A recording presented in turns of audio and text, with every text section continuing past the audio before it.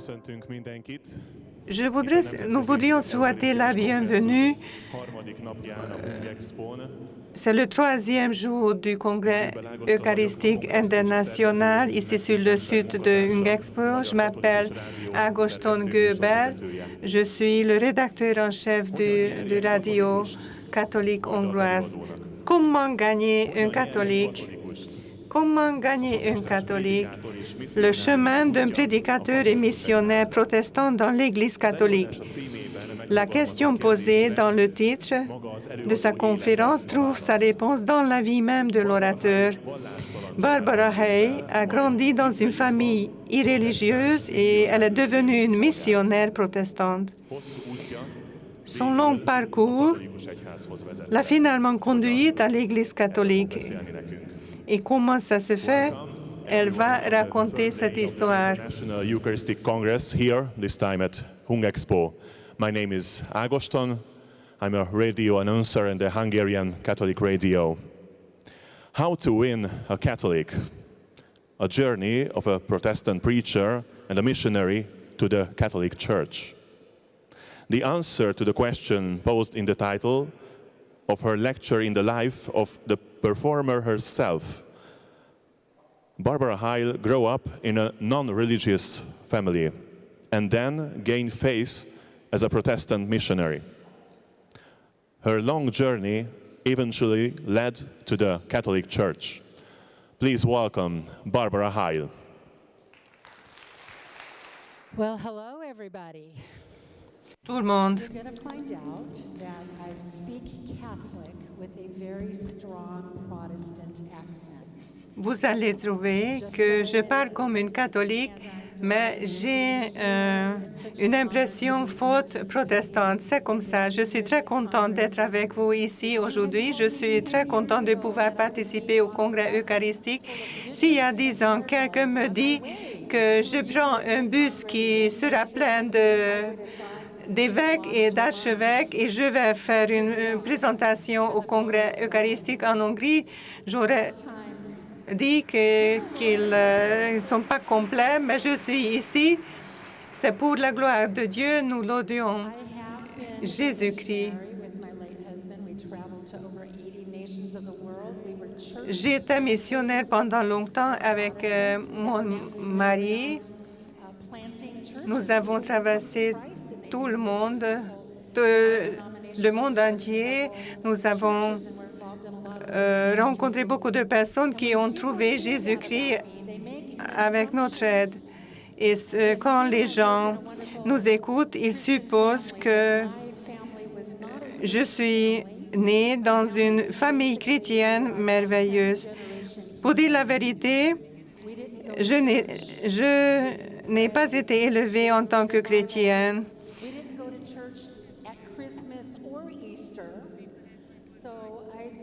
Nous ne sommes pas allés à l'église ni à Noël ni à Pâques.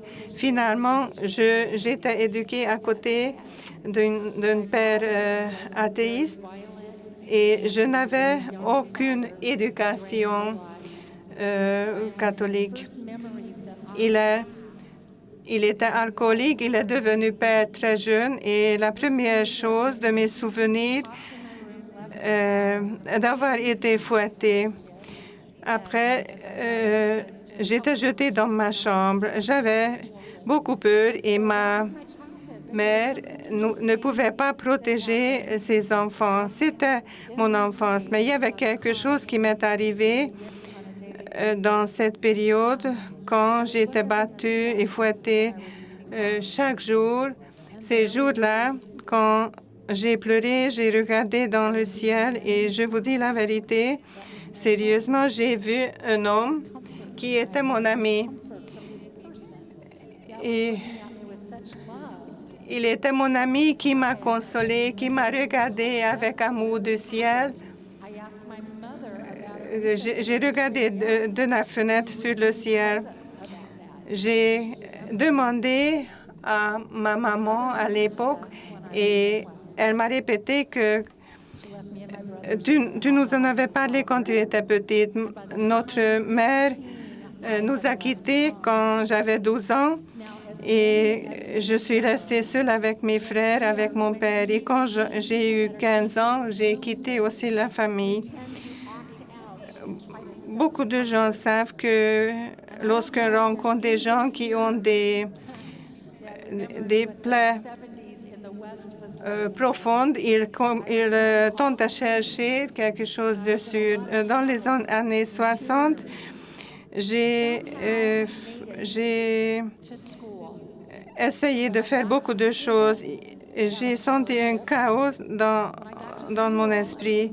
Je suis arrivée à faire l'école et après j'ai obtenu une bourse et j'avais toujours le risque que je tombe dans une compagnie qui n'est pas conforme. Et j'étais une épave dans les années 70. J'avais beaucoup de douleurs en moi et j'ai essayé beaucoup de choses pour me sentir meilleure, mais rien ne marchait. Il me semble que tout ça s'est arrivé très soudainement. Il y avait quelques femmes âgées qui ont fait la prière régulièrement pour moi, pour les étudiants. J'avais des amis qui étaient aussi des épaves comme moi. Et une fois, quand ils sont rentrés, après une rencontre bizarre, ils ont parlé sans arrêt de Jésus. Et j'avais une pensée particulière. De quoi il pense, de quoi il parle, de qui il parle. Selon mon éducation, le mot de Jésus a été prononcé pour dire de gros mots. J'ai entendu le mot de Jésus quand il a prononcé de gros mots. Le nom de Jésus n'était pas prononcé avec amour. Et quand mes amis sont arrivés, sont rentrés, ils ont changé complètement, ils ont cessé de boire, ils ont cessé de commercialiser les drogues, ils ont transformé complètement leur vie. J'ai pensé que c'est un grand spectacle. Je suis désolée pour les interprètes. Moi, j'ai pensé que c'est un prétexte. Et ils avaient le courage de me dire qu'ils prient pour moi. J'étais très fâchée quand ils m'ont dit qu'ils priaient pour moi. Et ils ont prié encore plus intensément pour moi. Et ils sont allés à l'église chaque soir. Qui fait des choses comme ça? Mais ils l'ont fait. Après, un jour, j'ai envisagé mon déménagement et j'ai cherché quelqu'un avec qui on peut faire de boum amusantes et sans aller dans l'église. Et c'était des protestantes qui ont entendu l'Évangile, qui ont entendu parler de Jésus et de la croix de Jésus, et ils ont changé radicalement leur vie. La vie de Jésus ressuscité a complètement transformé leur vie. Ce jour-là, je suis entrée dans l'église protestante pour leur dire que je les quitte et c'est la fin. Et au lieu de tout ça, j'étais devant le podium, devant la scène, et j'ai pleuré fortement. Je ne connaissais pas la Bible, je ne connaissais pas la foi. Personne ne me parlait de Jésus. Tout ce que je savais, qu'il y a un Dieu, que Dieu existe, que Dieu m'aime. Et Dieu, ce soir-là, était là avec moi. Et ce soir-là, j'ai offert ma vie à Jésus-Christ pour la gloire de Dieu. Disons ensemble, Alléluia.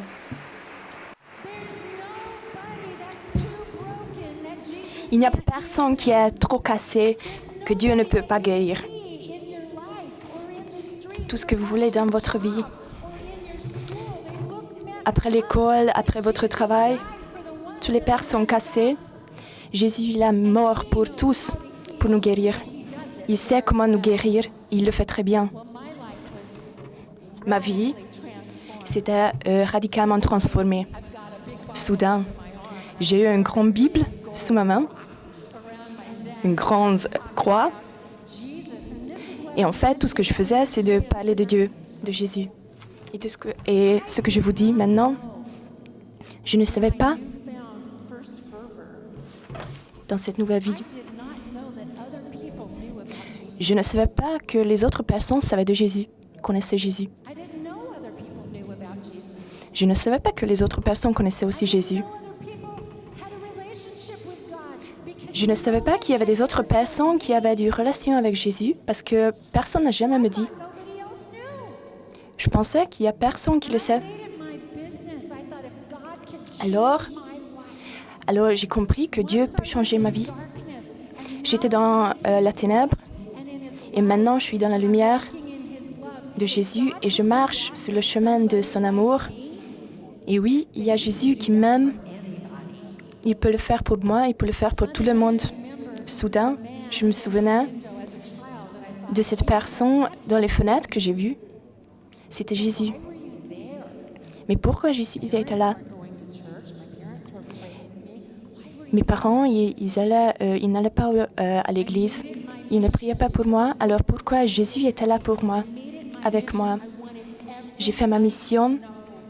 J'ai décidé de faire cette mission, que tout le monde doit savoir et connaître ça, qu'il est là pour nous, qu'il s'exprime pour nous, qu'il se révèle pour nous et qu'il sait transformer notre vie de la ténèbre à la lumière. Qu'il est capable de faire ça avec tout le monde. Et je suis devenue cette personne. Je veux être une transmetteur pour les personnes, transmettre l'amour de Jésus. On peut commencer avec les personnes dans la rue, ou bien on peut aller à la plage, parce que je vis proche de la mer. On peut y aller, et on peut aller pour louer Dieu et faire connaître Dieu. Prier, et on voit les personnes droguées, on voit les personnes qui souffrent, qui avaient des pensées de suicide. Il y avait des personnes qui disaient qu'ils voulaient faire de suicide en fait en ce jour-là. Et nous, on était là et on a transmis cet amour de Jésus qui a complètement changé leur vie. On peut faire rencontre les personnes à Jésus. Alors finalement, j'étais complètement cassée pour une vie normale. Alors tout le monde le comprend ça? J'étais cassée pour une vie normale. Mais en fait, ça ne m'intéressait pas en fait une vie normale. Je voulais devenir une missionnaire. Et après, je suis allée dans une école biblique. Je voulais aller dans le troisième monde, annoncer Jésus. Et après, ils m'ont dit, si tu veux aller d'outre-mer pour faire des missions, tu dois apprendre comment gagner un catholique. Alors, bien sûr, comment gagner un catholique? Alors, j'ai eu un certificat. Comment gagner un catholique? Alors, avec mon certificat, comment gagner un catholique? Je voulais aller dans le monde. Alors, le premier endroit, je suis allée à San Diego pour être avec les prostituées, des personnes avec des dépendances de drogue. Mais après, je me suis retrouvée aux Philippines.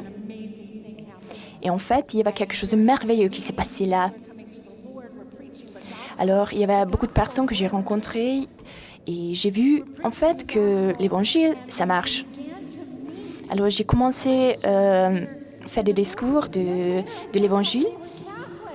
Et après, oui, j'ai vu que ça marche. Il y a des personnes qui l'accueillent. Ça change des personnes. Mais après, j'ai rencontré les catholiques. Qu'est-ce que les catholiques font là? Je ne comprends pas. Alors, j'ai trouvé des catholiques merveilleux là. Et les catholiques qui vivent la foi, qui vivent vraiment Jésus dans leur quotidien. Et pas les personnes qui étaient dans les ténèbres, mais vraiment les vrais catholiques. Et après, c'était quelque chose de complètement différent. Alors, j'ai commencé à comprendre et rencontrer ces personnes de l'Église catholique. Mais après, je me suis dit, mais c'était pas ça qu'on me dit de l'Église catholique. Moi, je suis un expert. Comment gagner un catholique? Après, ça m'a beaucoup flippée et je suis retournée aux États-Unis. Alors, je me suis mariée, j'ai eu des enfants. On travaillait et on faisait des missions. Et après, on a toujours retourné aux États-Unis. On a commencé de fonder les petites églises et les communautés. Pendant ce temps-là, j'ai rencontré les personnes qui étaient catholiques. Et alors, vous savez, vous connaissez la version réelle de ce discours? Alors, j'ai rencontré les personnes catholiques et je voulais comprendre parce que moi, j'avais le certificat, mais comment gagner un catholique? Mais après, j'ai trouvé les catholiques qui vivaient vraiment la foi et je ne comprenais pas. Il y avait des fois qui étaient dans la lumière, qui ont bien vécu leur foi. Et en fait, j'avais plein de questions que j'ai posées aux chrétiens, aux catholiques, mais beaucoup d'eux ne pouvaient pas répondre à mes questions. Après, j'ai vécu dans une communauté missionnaire à Virginia. Et après, j'ai eu 4 enfants. Et je parlais toujours aux conférences du matin. Il y avait un homme qui est venu. Il disait, moi j'ai un livre que je veux que tu le lises. Alors je me disais, c'est catholique, alors je ne sais pas si je veux vraiment lire ce qu'il m'a donné, parce que c'est probablement catholique. Alors il m'a donné quand même le livre. Je l'ai regardé et je me disais, mais je ne sais pas si je devrais vraiment lire cela, parce que c'est catholique. Je ne sais pas si je devrais vraiment lire cela. Mais après une semaine,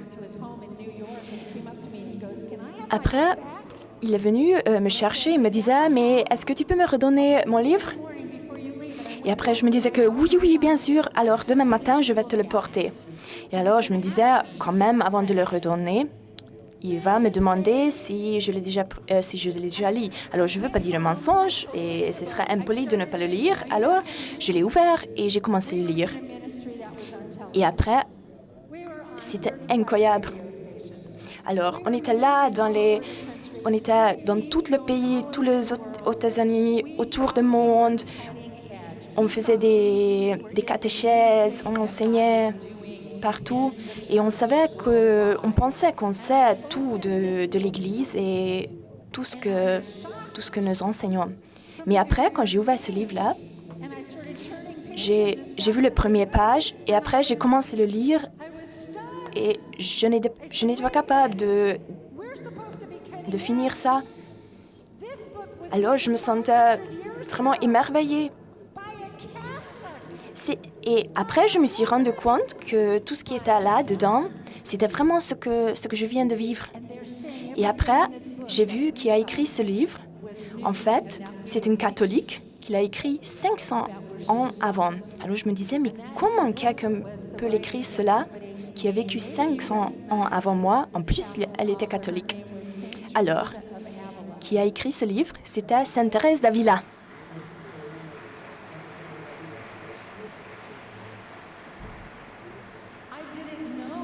Alors, je ne savais pas qu'il y avait des catholiques comme cela, qui parlaient de l'époux et l'épouse, en fait, qui louaient Dieu. Et ils savaient Dieu, ils connaissaient Dieu, qui marchaient avec Dieu.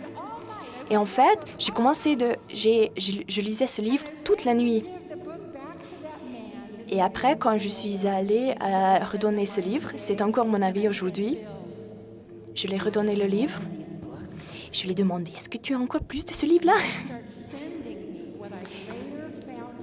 Et après, il a commencé à me donner les livres que j'ai appris que ça s'appelle, ce sont les livres des docteurs de l'Église.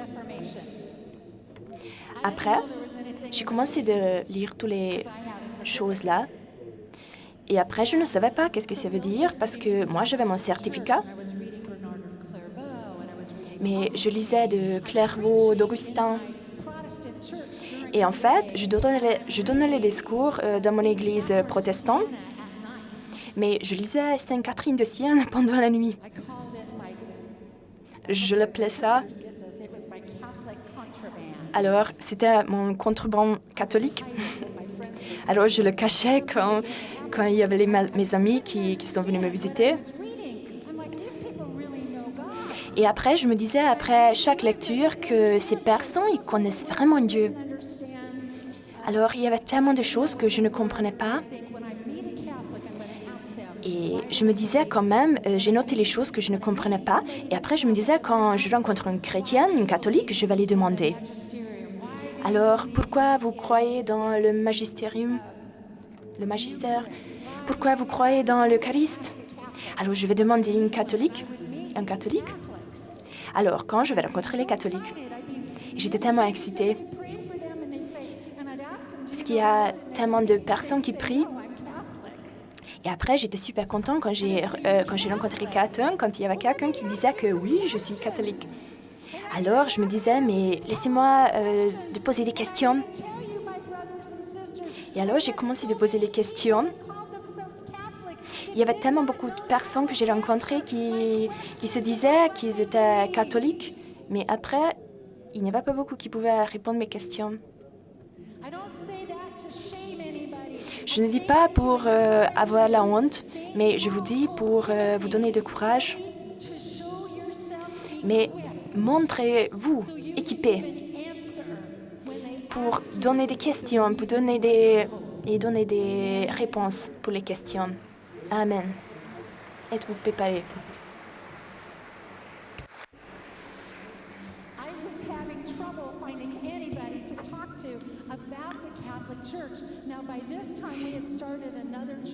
Il n'était pas facile de trouver quelqu'un avec qui je pouvais parler du catholicisme.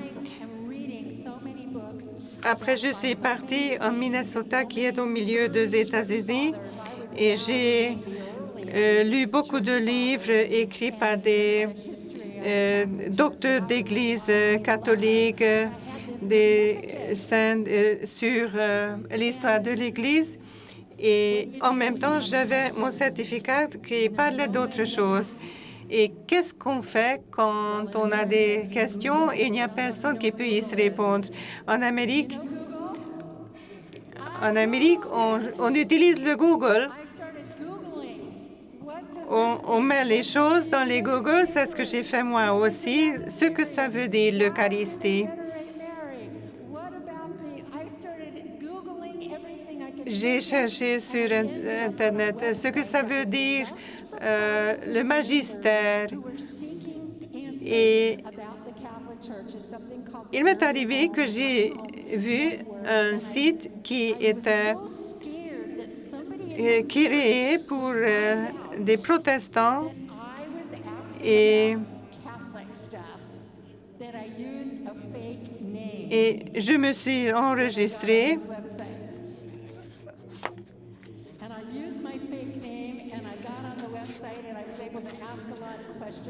à un autre nom. Et comme ça, j'avais eu la possibilité de poser beaucoup de questions.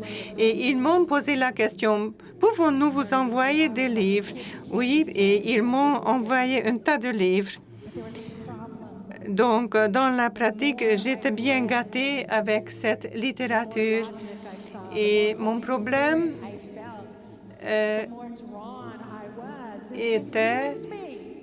c'est que après avoir lu ces livres, j'avais une image différente et j'ai senti l'opération du Saint-Esprit.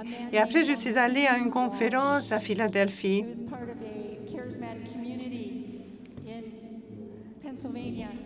L'organisateur de cette réunion charismatique était un certain Lodge, Monseigneur Bosch. J'ai entendu parler de cette conférence et quand je suis arrivée, j'étais bien consciente du fait que j'étais une évangélatrice protestante et j'ai écouté de loin parce que, autant que je sache, je suis jamais entrée dans une église catholique et je me suis arrêtée au fond. La conférence était très bien, les présentateurs étaient très bien, l'encens et les mélodies ont fait une atmosphère merveilleuse et je suis restée au fond de l'église. Et le dernier jour de la conférence, ils ont annoncé qu'à la fin de la conférence, il y aurait une procession eucharistique et j'ai senti que c'était dangereusement catholique. Donc, pour me protéger, je suis restée au fond de l'église et j'ai décidé de rester et adorer Jésus, ne rien faire, laisser que les catholiques participent à leur procession. La musique a continué à sonner et je suis restée au fond de l'église et j'ai élevé les mains et soudain, Jésus était devant moi. J'étais incapable de me tenir au bout.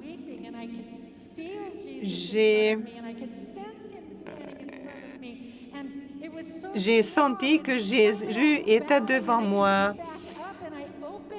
Sa présence était si forte, je me suis penchée et j'ai ouvert les yeux. Quand j'ai ouvert les yeux, il y avait un prêtre devant moi, juste devant moi, et il tenait dans ses mains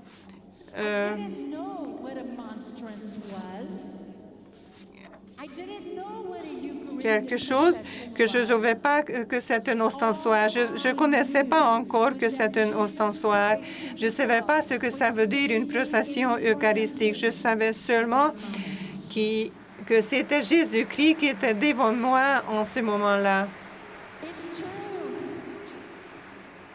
C'était comme ça. C'est la vérité. Jésus est une personne véritable. Je ne savais pas ce qui se passe. Je ne pouvais pas donner un nom à cet événement. J'ai quitté la conférence et je ne savais pas que faire avec ce sentiment. Je me sentais tombée dans tous les sens. C'était quoi que j'ai vécu? Je suis rentrée chez mes enfants. Le service m'attendait à la maison, le service pour le Seigneur. Et cette conférence a laissé une trace profonde en moi. Quelques mois plus tard, le Saint-Esprit a arrangé que j'aille en congé sabbatique et il m'a ordonné de vider mon calendrier pour 13 mois. Et quand j'ai commencé mon congé sabbatique, vous vous souvenez de l'histoire de ma maman, n'est-ce pas, que j'ai racontée au début de la conférence. Je voudrais vous raconter, il y avait un processus de guérison dans sa vie. Ce jour-là, quand mon congé sabbatique a commencé, ma maman a appelé et elle m'a dit que lymphonom non-Hodgkin de 4e stade a été diagnostiqué chez elle. Il y avait tout un groupe de prières qui a prié pour elle. Et comme ça, je pouvais partir chez ma maman comme j'étais déjà en congé sabbatique. Donc, je suis partie. J'ai quitté l'État de Washington et elle a commencé à recevoir entre-temps la thérapie, la chimiothérapie. Cependant, j'avais toujours avec moi les livres de contrebande, les livres catholiques, et je ne pouvais pas avouer que sa fille protestante et pentecôtiste lit des livres catholiques. J'ai répondu toujours, ah non, rien d'important. Et un jour, quand on était à l'hôpital avec elle et elle avait un jour difficile, elle m'a demandé de lire quelque chose d'un livre. Tu veux pas que je lise quelque chose de ton livre? Mais si, je veux que tu me lises quelque chose. Et qu'est-ce que tu lis? Oh, c'est un livre catholique. Et j'ai essayé de lui expliquer, maman, tu peux pas l'expliquer. Je trouve toujours une église catholique et je ne sais pas ce qui se passe avec moi. Je me sens très bien dans ces églises. Je lis des livres des écrivains catholiques et je trouve une profondeur incroyable dans ces livres. Et ma maman me regarde sur le lit dans l'hôpital et elle me dit, « Tu sais que tu as été baptisé catholique? » Quoi? Moi? Qu'est-ce que tu veux dire par ça que j'ai été baptisé catholique? Ton arrière-grand-mère, c'est-à-dire la grand-mère de ta mère, voulait à tout prix te baptiser pour catholique. Je ne trouvais pas une parole pour répondre. Tu es la seule parmi tes frères et sœurs qui a été baptisée. J'ai pleuré. Vous vous souvenez quand j'étais petite fille et j'ai vu un homme dans le ciel qui m'a consolée? Vous vous souvenez quand j'ai fait ma conversion et cet homme était là et je ne savais pas pourquoi cet homme était à côté de moi. Je ne savais pas qu'il y a une alliance entre Dieu et moi. Et malgré cela, il n'a jamais oublié cette alliance entre lui et moi. Amen.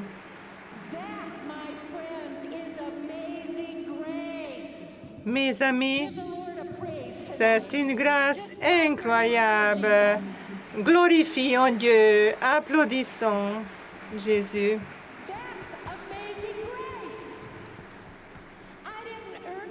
C'est une grâce incroyable. Je n'ai rien fait pour ça. Je n'ai fait que recevoir. J'ai reçu cette grâce comme enfant. J'étais à côté de moi quand j'étais enfant. Je dois vous raconter, à vous qui vous êtes parents, si vous avez un enfant qui a quitté l'Église, qui ne s'intéresse plus à Dieu, Justin a aussi parlé de ça.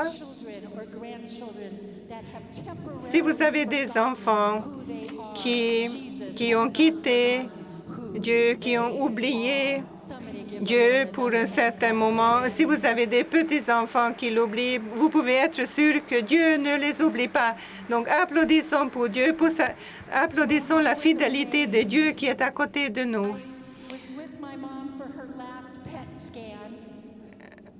J'étais complètement impressionnée par cette histoire. J'étais à côté de ma mère quand elle avait son dernier PET scan. Vous vous souvenez des gens qui priaient pour ma maman? Quand nous sommes allés au dernier examen PET, l'examen a montré que le cancer a disparu. Pour la gloire de Dieu, Dieu est fidèle. C'était il y a 11 ans. Ma mère continue à faire des examens de contrôle. Elle est toujours en bonne santé, pour la gloire de Dieu.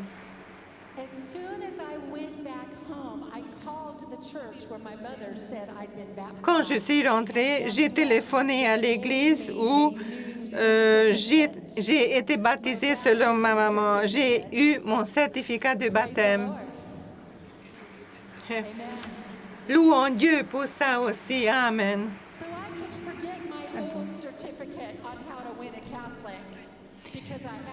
Alors, je peux oublier mon certificat. Comment gagner un catholique? Parce que j'ai eu mon papier que j'étais catholique. J'ai continué mon service. Je suis allée de mission en mission, de communauté en communauté.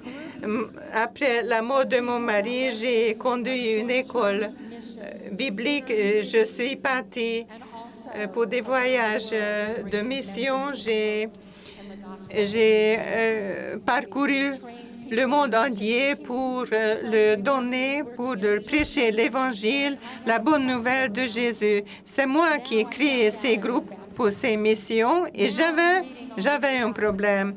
Je devais faire face à un problème et je savais que j'étais baptisée catholique. J'ai connu la procession eucharistique, j'ai eu l'expérience de la présence de Jésus. Et que faire comme un protestant, un prédicateur protestant? Que faire dans ce cas-là? Moi, j'ai appelé un collègue et je lui ai raconté ce qui s'est passé avec moi. J'ai dit que je ne sais pas, il y a quelque chose dans l'Église catholique qui continue à m'attirer. Et mon ami m'a répondu, je sens la même chose.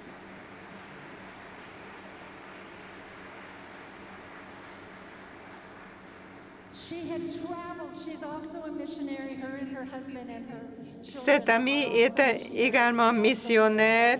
Son mari et ses enfants aiment beaucoup Dieu. Ils ont un esprit œcuménique. Mon amie a voyagé partout dans le monde et elle a fait des conférences partout. Et une fois, elle a fait la conférence avec le Père Raniero Cantalamessa, que vous connaissez certainement. Vous avez entendu parler de lui. Et elle m'a raconté que les catholiques européens l'ont attiré dans l'Église catholique avec leur amour. Et que faire maintenant? Je lui ai posé la question. Aucune idée. Elle m'a dit, j'ai continué à faire l'école biblique, les missions. Nous avons continué à étudier la Bible et j'ai continué à lire mes livres de contrebande. Et le Saint-Esprit m'a suggéré de faire des études. Je pourrais m'inscrire, par exemple, à un cours théologique. Je pourrais étudier l'histoire de l'Église. Mais Dieu m'a dit, non, non, je t'ai destiné à une éducation spéciale. Et j'ai demandé au Saint-Esprit, c'est quelle éducation? Et le Seigneur m'a conduit à un institut qui s'appelle Hedges Institut catéchiste. Et quand je l'ai trouvé, le Seigneur m'a répondu, oui, c'est ça. J'ai téléphoné à cet institut et ils m'ont dit qu'il fallait une proposition de curé. Je suis une missionnaire protestante. Alors, ça va, on va vous rappeler. C'est ce qu'on peut appeler comme le sommet de l'évangélisation catholique. J'ai téléphoné encore une fois et ils m'ont répondu, « Ah, c'est vous !» Après, ils m'ont confirmé qu'il y aura quelqu'un plus tard qui vous rappellerait.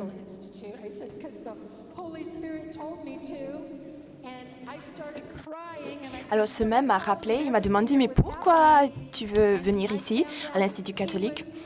Et après, je me disais que j'étais protestante, mais il y a quelque chose qui m'a touchée dans la foi catholique. Et après, il me disait, mais c'est la même chose qui s'est passée à lui. Alors lui était aussi protestant. Et après, il y a quelque chose qui s'est passé, il s'est commencé à convertir. Et après, je me disais, c'est ça, c'est fou. Après, j'ai commencé de joindre les courses. Et après, j'étais une mère. Après, je faisais des discours, je faisais les missions. J'avais ma petite paroisse, une petite communauté. Et après le soir, je suis allée dans cette école des enseignements catholiques.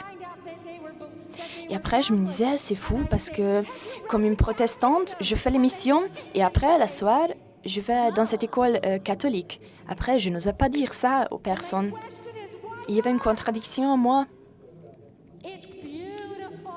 Mais en fait, c'est magnifique.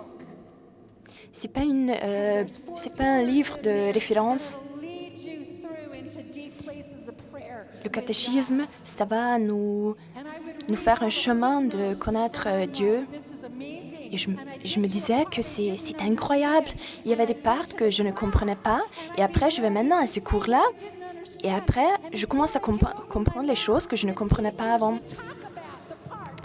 Et après, c'est justement les professeurs, ils parlent de ces choses que je ne comprenais pas. Et je me remerciais tellement à Dieu, tout ce qui s'est passé, toute cette chose merveilleuse que je pleurais chaque fois dans la voiture. Combien c'est merveilleux, cette œuvre que Dieu fait en moi. Alors, j'étais en ministère à New England et après, j'ai eu un appel très urgent. Alors, vous vous souvenez que j'ai dit mon amie Debbie, alors qui disait que Barbara, tu dois m'appeler tout de suite. Après les meetings, moi, j'avais tellement peur qu'il y avait quelque chose qui s'est passé à l'un de mes amis. Je me disais, qu'est-ce qui se passe? Qu'est-ce qu'il y a le problème quand je l'ai appelé? Et après, elle me disait, mais Barbara, on l'a fait. Mais je me disais, mais quoi? Qu'est-ce que vous avez fait? Et après, elle disait, mais on fait maintenant partie à l'église catholique. Et après, je croyais pas. Je me disais, non, la première chose que je pensais à moi, qu'elle m'a battue. Elle m'a battue. Et après, je me disais, mais pourquoi c'était la première chose que je pensais? Par quoi qu'elle m'a battue? Elle était plus vite que moi. Après, elle me racontait en fait toutes les choses qu'elle a fait, qu'ils étaient blessés en fait, le mariage aussi et tout. Et après, je me disais que c'est tellement excité, c'est tellement merveilleux. Mais après, pourquoi j'ai pensé ça, qu'elle m'a battue en cela? Après, je suis retournée des rencontres le soir et après, je me disais, mais Jésus, je voudrais, avant que je meure, je pense que je voudrais même peut-être considérer, je devrais peut-être considérer de devenir catholique. Peut-être avant que je meure. Après, je me disais que ça va, c'est bon. Un jour, quand je vais mourir, peut-être avant de mourir, ça va. Après, je continuais d'aller à cette communauté de l'école Institut catholique. Après, j'apprenais de toutes sortes de choses. Et après un jour, on apprenait de la confession. Après, je me disais, mais non, je suis protestant, alors j'ai pas besoin des prêtres. Mais après, à l'Institut catholique, j'ai découvert, parce que, en fait, il n'y avait pas beaucoup de chrétiens qui pouvaient vraiment m'expliquer l'essence de cela. Après, je me disais, c'est pour cela que moi, je vais à Jésus. Et c'est tout, c'est le plus important. Et après, on me disait qu'aller en fait à un prêtre, c'est comme aller à Jésus. Alors j'étais tellement excitée que, est-ce que je peux aller maintenant? Je peux aller tout de suite? Je veux y aller tout de suite. Mais je me disais que, j'ai une rencontre à faire. Mais après, je me disais que c'est possible que l'Esprit Saint, tu m'appelles de joindre l'église où j'étais baptisée. Tu me touches et tu me guides. J'étais tellement touchée. Mais après, je me disais que moi, je dois me démisser de ma ministère, des missions, de tout ce que je faisais. Et après, je me sentais vraiment en doute et en trouble parce que j'étais une pasteur protestant formelle. Alors, je suis allée à une autre personne pour demander à Jeff. Alors, je me disais, Jeff, c'était un prêtre, et je lui ai demandé face à face, mais est-ce que c'est égoïste de renoncer en fait de l'Eucharistie juste pour continuer mes missions? Et après, il me disait, non, il n'y a pas de plus important que cette intimité avec Dieu. Il n'y a pas de plus important de cela que tu peux faire. Et après, c'était la réponse dont j'avais besoin. Il y avait quelqu'un qui m'a invité dans l'intimité de sa rencontre. C'était Jésus. Et après, je me disais, il n'y a rien meilleur que je peux dire de prendre l'Eucharistie.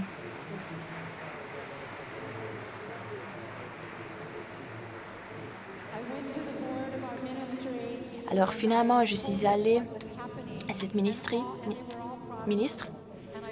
Et en fait, je suis allée à ma communauté. J'ai dit ce qui s'est passé en moi, ce qu'il y a en moi, ce qui se passe dans mon cœur. Et après, j'ai dit que je dois obéir à Dieu. Et en fait, les autres, ils ne comprenaient pas pourquoi je me démiss. Cette démission, c'était comme un hérétisme. Tout le monde était en scandale pour cela. Mais finalement, à Rome, j'ai reçu ma première communion avec le pape François pendant la veillée du Pascal, pour la gloire de Dieu. Après, j'ai fait ma confirmation.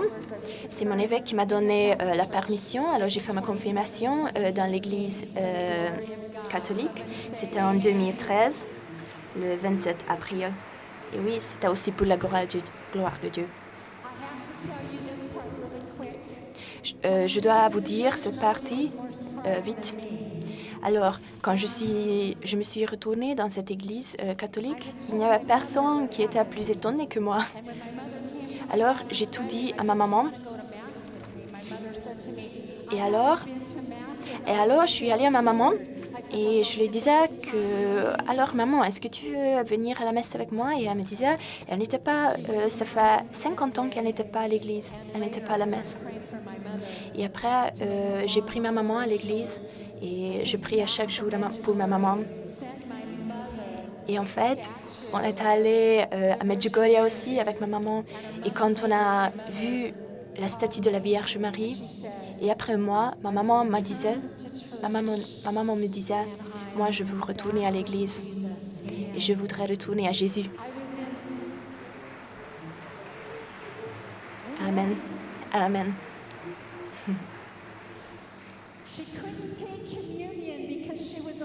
Elle ne pouvait pas prendre la communion parce qu'elle avait 3 maris. Et après, il y avait tous les 3 maris qui sont morts. Et après, quand je suis allée dans une mission en russe, alors moi, une missionnaire catholique en russe, quand j'étais là, ma maman m'a écrit un message que finalement, j'ai pris l'Eucharistie. Après, je lui dis, mais comment tu te sens? Et ma maman, elle m'a répondu, je suis vivante finalement.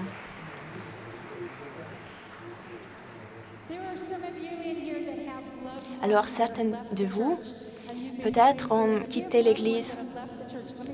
Alors, élevez les mains, vous qui avez déjà quitté l'Église. On va prier pour vous. Est-ce que je peux prier pour vous? Et si vous connaissez les personnes qui ont quitté l'Église, les personnes que vous aimez, les enfants, les fils, les neveux, chaque personne que vous connaissez, pour maman, pour la grand-mère, pour chaque personne. Alors, au nom du Père et au nom de Jésus, je vous remercie que Jésus, tu es fidèle. Merci Jésus, merci Seigneur, que tu vas toujours auprès de ceux qui est perdu. Et Seigneur, nous prions pour tous ceux qui ont quitté l'Église, de les retrouver dans ton amour, les embrasser avec ton amour. Jésus, même si les personnes qui ne sont pas baptisées ou qui ne se souviennent pas d'être baptisées, rappelle-les aux fois de retourner. Au nom de tout, au nom du Père, du Fils et du Saint-Esprit. Et tout le monde dit Amen. Jésus, il n'a jamais oublié les personnes que nous aimons. Quand je suis devenue catholique, j'ai perdu beaucoup d'amis. J'ai perdu mon ministre. Mais Jésus, il nous réveille. Il partage la bonne nouvelle de l'Évangile avec toutes les personnes que nous rencontrons. Notre baptême nous a fait des prophètes et des rois. Et après, à la fin de chaque messe, la messe, c'est fini. Allez et proclamez les bonnes nouvelles. et on dit grâce à Dieu. Et on va à la maison ou au resto. Alors nous sommes les enfants de Jésus, de Dieu, et nous sommes en rencontre continuelle avec Jésus dans l'Eucharistie et dans l'adoration, dans les Écritures.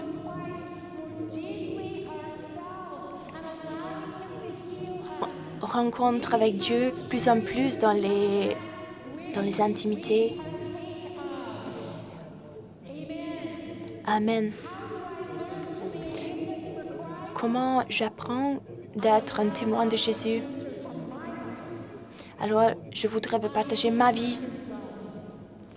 Alors, je rencontre chaque jour son amour, sa fidélité, parce qu'il y a tellement de l'écriture, des auteurs. Je lis. Je lis chaque jour et je vois le cœur de Dieu. Et je n'arrive pas à m'arrêter. Je vois toutes les œuvres que Dieu fait dans ma vie. Je veux dire à tout le monde. Ça peut être votre vie aussi. Combien de vous voulez que vous soyez les outils de Dieu? Combien de vous voulez être l'outil de Dieu? Alors, qui veut être le témoin de Dieu? Levez les mains. Alors, maintenant, levez les mains de nouveau pour Dieu. Nous sommes des volontés de Dieu, les volontaires de Dieu.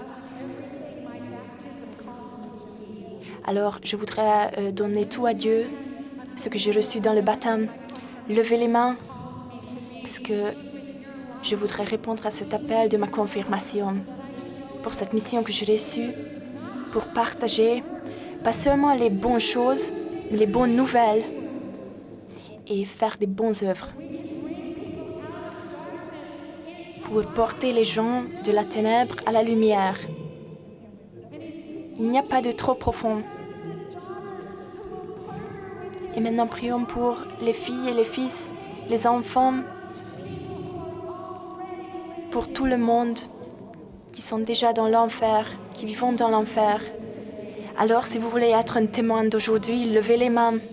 Au nom de Dieu, du Père, du Fils et du Saint-Esprit, je prie pour mes frères et mes sœurs. Je demande Dieu pour une nouvelle rencontre qui est vivante. Je ne veux pas que les personnes soient ennuyées par les religions, mais rencontrer vraiment la foi et par la foi l'amour de Dieu, l'amour de Jésus. C'est l'amour qui passe ici, avec les cœurs ardents, pour dire les autres de cette merveille de Dieu qui peut nous libérer. Père, je vous demande le don du courage pour porter cette bonne nouvelle à nos sœurs et frères, d'écouter la voix de Dieu et de nous guider aux personnes qui sont perdues et qui se font mal sans Christ.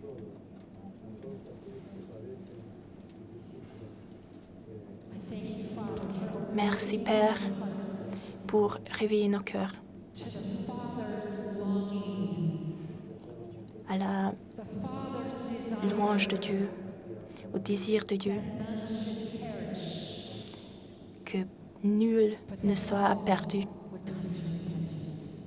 On doit tous venir à la repentance. Laissez le cœur du Père devenir notre cœur, qu'on puisse commencer à aimer les personnes perdues. Et merci pour le don de courage et pour le don de l'amour et tout ce qu'on reçoit au nom de Jésus. Amen. Peut-être que quelques-uns de vous, aujourd'hui, ils disent « Mais Barbara, moi je ne parle pas à Dieu la manière dont tu parles.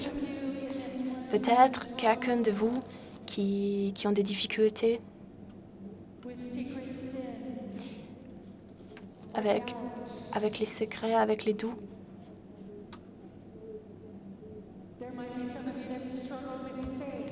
Peut-être quelques-uns de vous ont des problèmes avec la foi, troubles de foi. Et peut-être certains de vous voulez aller au plus dans la profondité avec Dieu. Parce qu'il y a tellement de profondeur dans son amour. Et si vous voulez de plus aujourd'hui, alors levez les mains si vous voulez de plus. Et alors on va prier encore une fois. Père, au nom de Jésus, on vient vers toi. Et on te consacre aujourd'hui, on nous donne aujourd'hui pour ton amour magnifique, pour ta grâce, pour ton cœur. On veut aller encore plus dans la profondité. Seigneur, aide-nous d'être embrassés par ton amour. Et encore plus, Seigneur. Aide-nous de marcher plus avec toi, pour toi, vers toi, de devenir les personnes qui rencontrent leur Dieu dans l'amour de Jésus qui a transformé. Déjà de parler de toi, de parler à toi.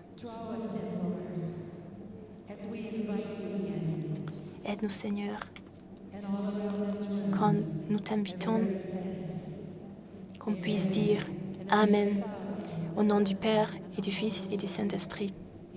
Amen.